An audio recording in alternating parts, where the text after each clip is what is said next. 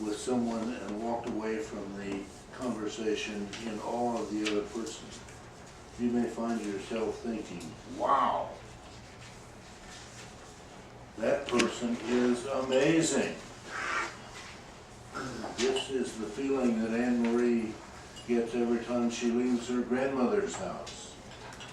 Please help me welcome Anne Marie as she shares with us about her grandma, Agnes Brummer.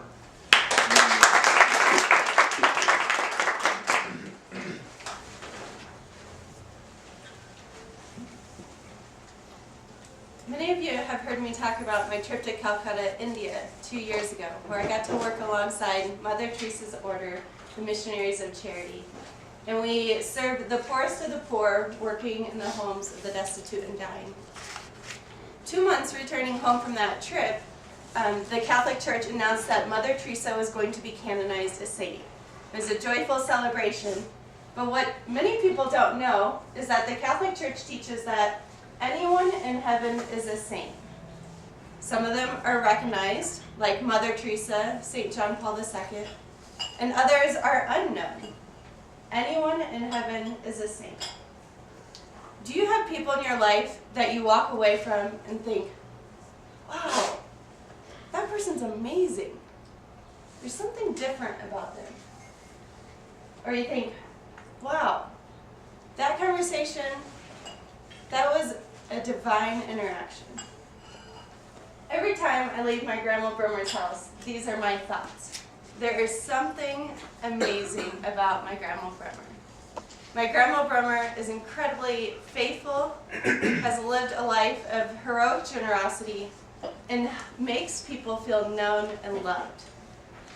My grandma, Agnes Brummer, was born in 1918. She grew up during the Great Depression. She was a teenager during that time, and you can see elements of the Great Depression still impacting her life.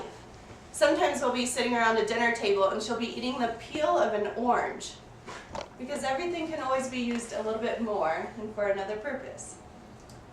She grew up during the Great Depression, and when she was 24, she married my grandfather. And she moved in with my grandfather and started caring for his parents and his 4 younger siblings. So as a newlywed, she was taking care, cooking and cleaning for a house of 6. And she actually learned how to cook and clean for a house of 6 from her mother-in-law, which I think would be quite humbling. She had 8 kids. My grandpa had 8 kids. And one day when she was retrieving the mail, she was hit by a car. And it was a terrible accident. They said her brains were laying on this street. And the doctor said she would never walk again, she would never have use of her right arm, and she would never have more children. The doctor stitched her up, sent her home from the hospital, and my grandfather, who also is an amazing individual, my grandpa started doing rudimentary physical therapy with my grandmother. He would fill a bathtub with hot water, and he would start to work and massage her muscles. And my aunts and uncles just talk about how my grandmother would scream bloody murder in the bathtub every night when Grandpa would do physical therapy. At that time, there was not physical therapy. My grandma had a miraculous recovery, and she has walked every day of her life. And today she is 99, and she started walking with a walker in her late 90s. And she has cooked many meals with that right arm, and she had 4 more kids. My grandma and grandpa had 12 kids, and then they were actually 60 years old before they ever lived alone. 60 years old. My grandpa was retired before they had the house to themselves. So they raised 12 kids, 60 grandkids. I'm number 49 of 60. So, and some of us are not married yet.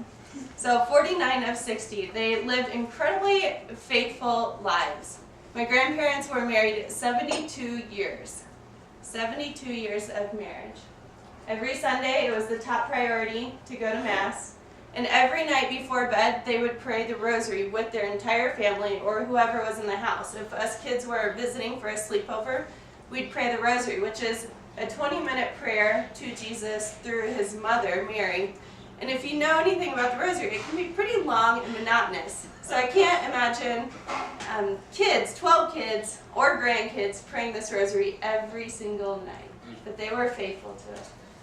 When I became a missionary, my Grandma Brummer instantly started crying, and she said, I always knew God would be with His church. She was incredibly faithful. She is incredibly faithful. She's still living.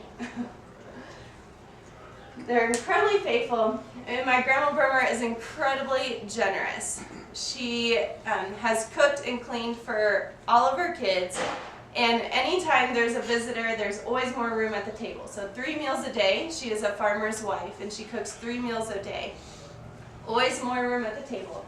So in caring for her kids and grandkids, she never lost sight that she was part of a greater community. If there's somebody that was downtrodden or lost a family member, she would bring them a meal and visit them. And she still does that today in her 90s. Now she pays for someone to prepare a meal, but she still visits them.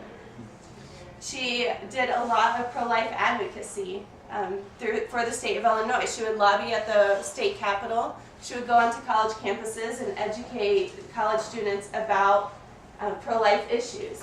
She is a quilter as a hobby, and so she would quilt blankets and baby blankets and give them away for benefits, for auctions, raising awareness for Crisis Nursery centers. And many of us have been recipients of her quilts. This is a double knit blanket, so she does, I probably have 5 of these. And like I said, I'm 49 of 60. We all have 5 or more of these. And if you can see, none of the scraps match. And again, she grew up during the Great Depression. None of her quilts ever match. Well, none of her blankets. Her quilts do. But every grandchild received a quilt for our 8th grade graduation. I have 2 quilts. My parents probably have 5 or 6 of her quilts. And every married couple receives a quilt, and they receive baby blankets. And so just oodles and oodles of blankets and quilts that she gives away to her family, to community members, to raise money for charity. Incredibly generous. But more so than what my grandmother does is she makes people feel known and loved. She makes people feel known and loved. I will never forget, I was with her in the hospital when she received word that her 146th great-grandchild was born. And her face just lit up. You would never guess that she had another great-grandchild. You would almost never guess that she's seen another baby. She was so excited. And I just remember thinking, I hope I never lose the same wonder and awe at the birth of a child. She makes people feel known and loved. Whenever I see her, before our visit, she says, Emery, when are you going to come visit me? I so enjoyed our last visit, and I've been missing you so much. And then when I go and visit her, and I'm there for an hour, I say, well, Grandma, it's probably time for me to leave. Already? We just started. When are you going to come back? Why do you have to leave already? And she does this for me, but she does it for everybody. Every child, every daughter-in-law, son-in-law, and every great-grandchild. She makes people feel known and loved. She writes all of us grandkids 3 to 4 handwritten letters a year, every year. It's like clockwork. She knows all of our names, all of our birthdays, all of our anniversaries if you're married. She knows who you're dating, who you broke up with, and she doesn't keep a calendar. She is incredibly intelligent and sharper than a whip. The stuff of saints. Grandma Brummer has the stuff of saints. Incredibly faithful, incredibly generous, and she makes people feel known and loved. My grandma, there's nothing exceptional about her, except she had 12 kids, which I think is incredibly rare. But nothing abnormal. She's a farmer's wife, she's a quilter, she's a grandmother, she's a mother. And the same with Mother Teresa. Nothing exceptional or abnormal about her. She was a teacher. She was a religious sister. But the way that Mother Teresa encountered people on the streets, made them feel known and loved, is the same way that my Grandma Brummer encounters you and makes you feel known and loved. The stuff of saints. Sometimes I it down. I'm like, what can one person do? The odds are against you. But actually, one person can do a lot. You can change a whole family of 250. You can change a whole community. Everybody knows my Grandma Brummer, where I'm from. You can change a whole city, like Calcutta. You can change a whole world. Mother Teresa's missionaries are everywhere, encountering people who are poor and making them feel known and loved. The stuff of saints, faithfulness, generosity, making people feel known and loved. You and I are made of the stuff of saints, and we can do that too.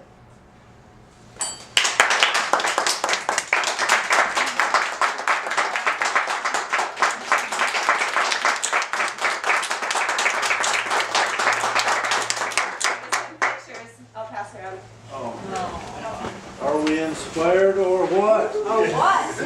Let's make more babies.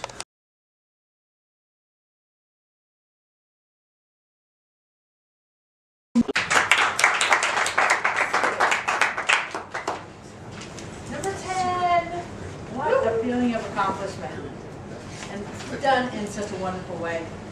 First question was the speech topic relevant to the occasion selected? You connected with the whole room with the question, you have a person or people in your life who brings you to a point of awe. It was a great opportunity because all of us, if we don't have that, we should be looking for it. So it was a great way to connect. Made it relevant for all of us. Stories and anecdotes, big part of this in inspiring people. And you had a plethora of stories and anecdotes.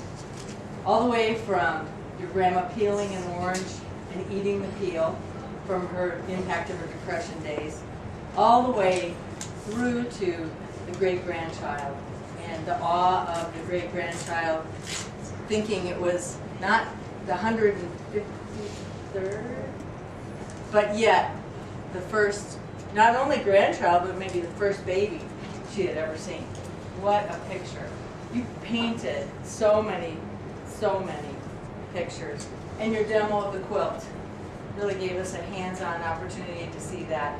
And even afterwards, some part of the speech evaluation, but passing around the pictures and not using your speech time to do that, I think was a very wise choice to do that, but then it was a gift to us afterwards.